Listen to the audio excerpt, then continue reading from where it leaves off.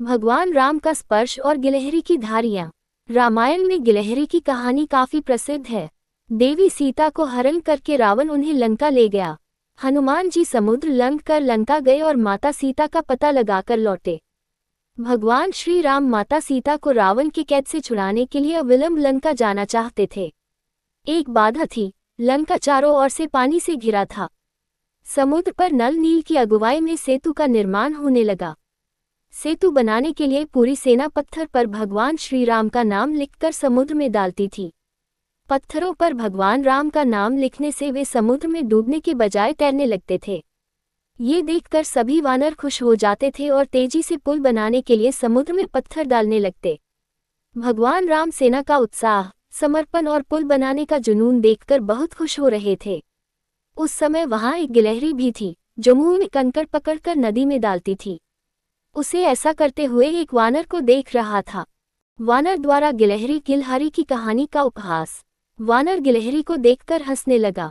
वानर ने कहा, हे छोटी गिलहरी, तुम यहाँ से दूर रहो, कहीं तुम इन पत्थरों में दब ना जाओ या समुद्र में डूब न जाओ।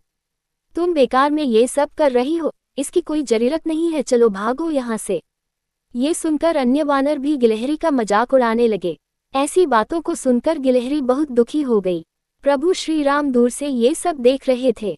गिलहरी की नज़र भगवान राम पर पड़ी और वह रोते हुए उनके पास आई। प्रभु श्री राम से वानरों की शिकायत। परेशान गिलहरी ने श्री राम से वानरों की शिकायत की।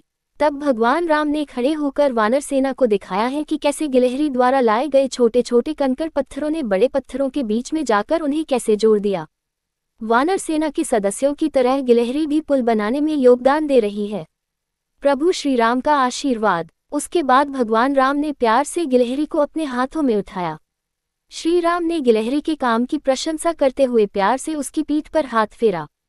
भगवान ने गिलहरी के छोटे से शरीर पर अपनी उंगलियों के निशान छोड़ दिए।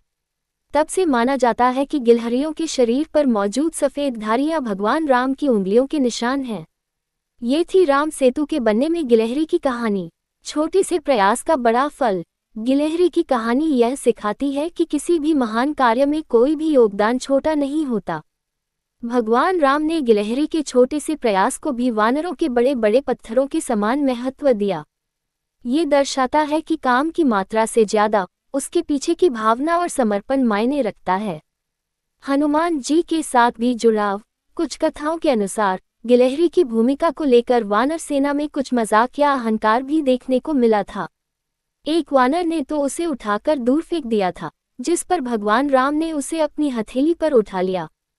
इस कहानी से यह संदेश मिलता है कि भगवान की नज़रों में सभी जीव समान हैं।